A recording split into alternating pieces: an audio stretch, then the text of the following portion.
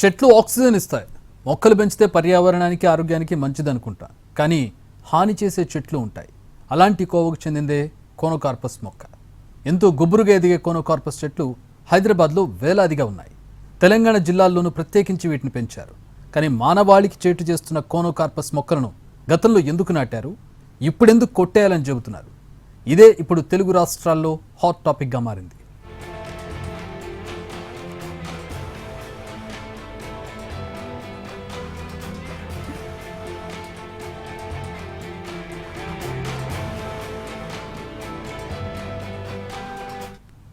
Cone ఆకారంలో పచ్చదనం సంతరించుకుని అందంగా ఆకర్షణీయంగా కనిపించే కోనోకార్పస్ మొక్కలను తెలంగాణలో రోడ్ల వెంబడి డివైడర్లలో ఎక్కువగా పెంచారు.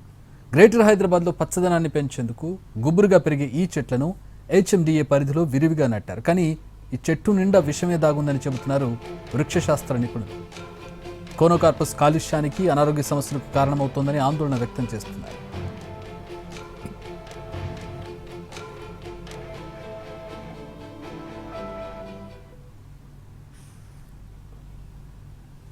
బీఆర్ఎస్ హయాంలో ప్రతిష్టాత్మకంగా నిర్వహించిన హరితహారంలో భాగంగా వనాలను అభివృద్ధి చేసే క్రమంలో తెలంగాణ వ్యాప్తంగా కోనోకార్పస్ మొక్కలను లక్షల సంఖ్యలో నాటారు. నగరాలు, పట్టణాలు, గ్రామాల్లోని పార్కులు, ప్రభుత్వ కార్యాలయాల ప్రాంగణాలు, రహదారుల పక్కన విచ్చలవిడిగా నాటించారు. అవి ఇప్పుడు ఏపుగా ఎదిగాయి.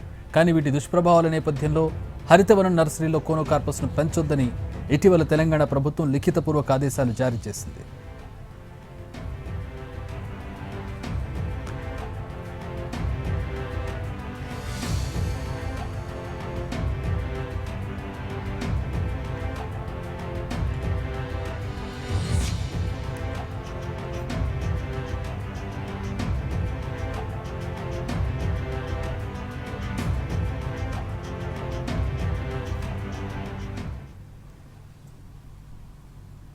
కోనోకార్పస్ చెట్లపై వ్యతిరేకత అసెంబ్లీకి కూడా చేరింది. వెంటనే ఆ చెట్లను నరికేయాలని అధికారులను ఆదేశించారు స్పీకర్ గడ్డం ప్రసాద్.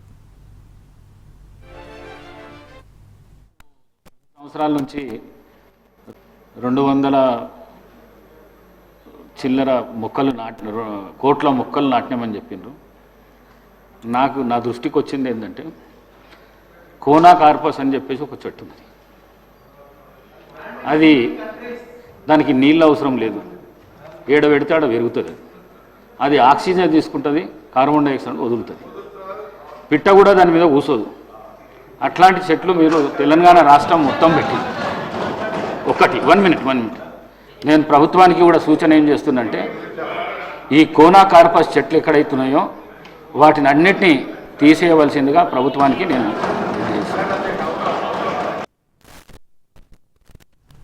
ఈ చెట్టు ఇస్తే శ్వాస సంబంధిత వ్యాధులు వస్తాయి, అనేక అలర్జీలకు కారణమవుతోంది. విదేశీ జాతికి చెందిన ఈ మొక్కతో ఎన్నో సమస్యలు ఉత్పన్నమవుతున్నాయని వైద్యులు, పర్యావరణవేత్తలు హెచ్చరిస్తున్నారు.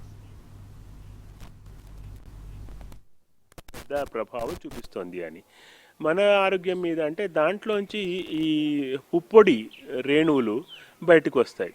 ఈ కోనోకార్పస్ చెట్లు, ఈ మోనోకల్చర్గా పెరుగుతున్న చెట్లు, వాటిలోంచి అవి ఏడాదికి 2 సార్లు పుష్పిస్తాయి. ఏడాదికి 2 సార్లు పుష్పించడంతో ఏడాదికి 2 సార్లు వాటి పాలన్ గ్రెయిన్స్ అంటే వాటి పుప్పొడి బయటకు వస్తుంది. ఈ పుప్పొడి గాలిలో కలిసిపోతుంది. ఈ పుప్పొడి అంటే మనం ఆ చుట్టుపక్కల ఎవరైనా గాలి పీల్చే వాళ్ళకి వాళ్ళు పీల్చే గాలిలో ఇవి కూడా చేరుతాయి. మామూలుగా పీల్చే గాలిలో రకరకాల ధూళి కణాలు, రకరకాల అంటే నైట్రోజన్ ఆక్సైడ్స్, సల్ఫర్ డైఆక్సైడ్, ఇట్లాంటివన్నీ మనం చూస్తుంటాం. కార్బన్ మోనాక్సైడ్, ఓజోను, ధూళి కణాలు ఇవన్నీ చూస్తుంటాం కదా. దానికి తోడు ఈ పుప్పొడి రేణువులు చేరడంతో ఈ పుప్పొడి రేణువులు మనం గాలి పీల్చినప్పుడు ఊపిరితిత్తుల్లోకి వెళ్ళిపోతాయి, శ్వాసకోశంలోకి నుంచి వెళ్తాయి. అంటే శ్వాసకోశానికి సంబంధించిన వ్యాధులు, అట్లాగే ఊపిరితిత్తులకు సంబంధించిన వ్యాధులు కూడా పెద్ద ఎత్తున వస్తున్నాయి అనేది దృష్టి. కోనోకార్పస్ చెట్లను వెంటనే కొట్టేయాలనే డిమాండ్ ఇటీవల కాలంలో విపరీతంగా పెరుగుతోంది. పూర్తి వివరాలు మా ప్రతినిధి రాధిక అందిస్తారు. ఎక్కడ చూసినా పచ్చగా కనిపించి చాలా ఏపుగా పెరిగే మొక్కలు మనం ఎక్కువగా చూస్తున్నాం. వాటిని కోనోకార్పస్ అనే మొక్కలు అంటారు. ఈ చెట్లు ఎక్కడ పడితే అక్కడ హైదరాబాద్ మొత్తం అంతా కూడా స్ప్రెడ్ అయిపోయి ఉన్న పరిస్థితి. అయితే ఈ కోనోకార్పస్ మొక్కల వల్ల పచ్చదనం కన్నా కూడా, అందంగా కనిపించే దానికన్నా కూడా ప్రజల మీద దుష్ప్రభావాలు ఎక్కువగా కనిపిస్తున్నాయి. మనం ఒక్కసారి ఆ మొక్కల గురించి తెలుసుకునే ప్రయత్నం చేద్దాము. ఈ మొక్క చాలా తక్కువ కాలంలో చాలా ఏపుగా పెరుగుతుంది, చాలా ఎక్కువ డెప్త్గా మనకి వేర్లు ఉనుకొని ఈ చెట్టు పెరుగుతున్న పరిస్థితి. గతంతో పోలిస్తే ఈ మధ్య కాలంలో మనకు జిహెచ్ఎంసీ పరిధిలో, హెచ్ఎండిఏ పరిధిలో ఎక్కువగా మొక్కలు మనకు కనిపిస్తున్నాయి. మనం నించున్న చోట హైదరాబాద్లో అనేక రోడ్ల పైన, ఇటు సైడ్స్ డివైడర్ల పైన ఎక్కడ చూసినా కూడా ఈ కోనోకార్పస్ మొక్కలు అనేవి కనిపిస్తున్నాయి. మనం నించున్న చోట కూడా చుట్టుపక్కల మొత్తం సరౌండింగ్స్లో కూడా ఈ కోనోకార్పస్ మొక్కలు కనిపిస్తున్న పరిస్థితి. అయితే ఈ మొక్కలు హరితహారంలో భాగంగా గత ప్రభుత్వం దాదాపుగా కొన్ని లక్షల చెట్లను రాష్ట్ర వ్యాప్తంగా అన్ని జిల్లాలలో, దాంతోపాటు హైదరాబాద్లో ముఖ్యంగా హెచ్ఎండిఏ పరిధిలో ఎక్కువ మొక్కలు నాటినట్టుగా కూడా గణాంకాలు చెప్తున్నాయి. ఈ చెట్ల వల్ల ఇటు ఈ చెట్లు విడుదల చేసే పుప్పొడి ఏదైతే ఆ మొక్కల పువ్వులని రిలీజ్ చేస్తుందో దాని నుంచి వచ్చే ఈ పుప్పొడి వల్ల శ్వాసకోశ సంబంధిత వ్యాధులు, దీర్ఘకాలికంగా కూడా ఈ శ్వాసకోశ సంబంధిత వ్యాధులు అనేవి ఎక్కువగా మనకు వస్తున్నట్టుగా తెలుస్తుంది. మనమున్న సెంటర్ ఇది cancer hospital, Basavatarakam hospital centre ఇది. ఇక్కడ మనకు ఎక్కడ చూసినా కూడా ఈ కోనోకార్పస్ మొక్కలే కనిపిస్తున్నాయి. ఈ కోనోకార్పస్ మొక్కల కింద క్యాన్సర్ హాస్పిటల్లో ట్రీట్మెంట్లో ఉన్న పేషెంట్స్ ఎవరైతే ఉంటారో వాళ్ళ అటెండెన్స్ అంతా కూడా ఇక్కడ సేదతీరుతూ ఉంటారు. ఈ చెట్ల కిందే కూర్చొని భోజనాలు చేస్తూ ఉంటారు. ఇక్కడ ఈ చెట్లు విడుదల చేసే కార్బన్ డయాక్సైడ్ వల్ల చాలా దుష్ప్రభావాలు కనిపిస్తున్నాయి అనేసి మనకు ఇటు వైద్యులు చెప్తున్నారు, పర్యావరణవేత్తలు చెప్తున్నారు. రాష్ట్ర వ్యాప్తంగా ఈ చెట్లు ఎక్కడికక్కడ స్ప్రెడ్ అయిపోయి ఉన్న పరిస్థితి మనం చూస్తున్నాము. సో వీటి దుష్ప్రభావాలు రోజు రోజుకి పెరుగుతున్నాయి.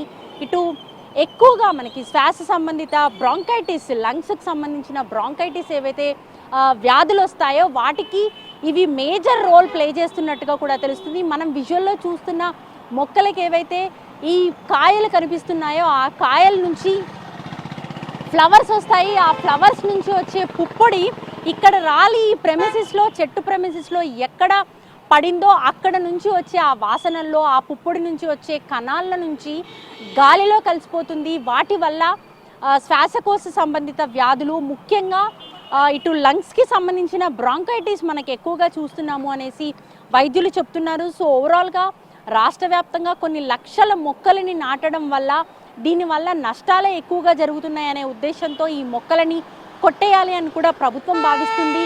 దాంట్లో భాగంగానే సాక్షాత్తు అసెంబ్లీలోనే స్పీకర్ మాట్లాడుతూ కూడా కోనోకార్పస్ మొక్కల్ని ఎక్కడ ఉన్నా కూడా కొట్టేయాలని చెప్పేసి ఆదేశాలు కూడా జారీ చేయడం జరిగింది. సో ఈ కోనోకార్పస్ మొక్కలని కొట్టేసే పనిలో ప్రభుత్వాలు ఉన్నాయి. దాన్ని ఇంకా శరవేగంగా కొనసాగించాలి, దాన్ని స్పీడప్ చేయాల్సిన అవసరం ఎంతైనా ఉందని పబ్లిక్ నుంచి వస్తున్న రిక్వెస్ట్లు మనం చూస్తున్నాము. ఎక్కడికక్కడ ఏపుగా పెద్ద పెద్ద వృక్షాల్లా పెరిగిన ఈ కోనోకార్పస్ మొక్కల వల్ల లాభాల కన్నా కూడా నష్టాలే తీవ్రంగా ఉన్నాయి. కాబట్టి ఈ చెట్లపైన ప్రభుత్వం మరింత దృష్టి సారించాల్సిన అవసరం ఎంతైనా కనిపిస్తుంది. కెమెరా పర్సన్ ప్రసాద్తో రాధికా, ఎన్టీవీ, హైదరాబాద్. మ్యాంగ్రూవ్ జాతికి చెందిన ఈ మొక్క పైకి ఎంత ఏపుగా పెరుగుతుందో భూమి లోపలికి అంత బలంగా వేర్లు చొచ్చుకుపోతాయి. పునాదులు సైతం దెబ్బతినేలా వీటి వేర్లు ఉనుకుంటాయి. ఈ చెట్లు కార్బన్ డైఆక్సైడ్ పీల్చుకుని ఆక్సిజన్ వదులుతాయి, ఆక్సిజన్ పీల్చుకుని కార్బన్ డైఆక్సైడ్ వదులుతాయి. కనీసం ఈ చెట్లపై పక్షులు గూళ్ళు కూడా పట్టుకో, పిట్టలు కూడా వాలు, ఆకులను పశువులు కూడా తిను, చెట్టు నీడన పచ్చిగడ్డి కూడా మొలవు. భూగర్భ జలాలను ఎక్కువగా వినియోగించే ఈ మొక్క వేర్లు భూమి లోపల ఉండే డ్రైనేజీ వ్యవస్థలను, పైప్ లైన్లను, కేబుళ్లను చీల్చుకొని అస్తవ్యస్తం చేస్తాయి. వీటి పూలు పూజకు పనికిరావు, పళ్ళు తినడానికి పనికిరావు. ఏటా 2 సార్లు పువ్వుల నుంచి వచ్చే పుప్పొడి మానవాళికి మాత్రం తీవ్ర నష్టం కలిగిస్తుంది. పుప్పొడి గాలిలో కలిసినప్పుడు, ఆ గాలిని మనం పీల్చినప్పుడు దీర్ఘకాలిక శ్వాసకోశ సంబంధిత వ్యాధుల బారిన పడతాం. Bronchitis, asthma, lung infections, lung allergies, ఇలా శ్వాసకోశ ఇబ్బందులు కలుగుతాయని నిపుణులు చెబుతూ ఉన్నారు.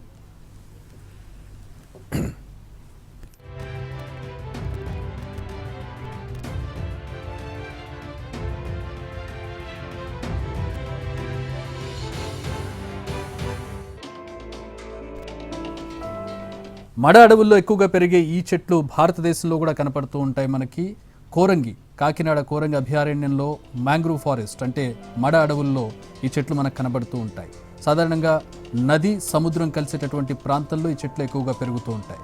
ఇవి ఆకులతో పాటు వేర్లతో కూడా ఆక్సిజన్ను పీల్చుకుంటూ ఉంటాయి.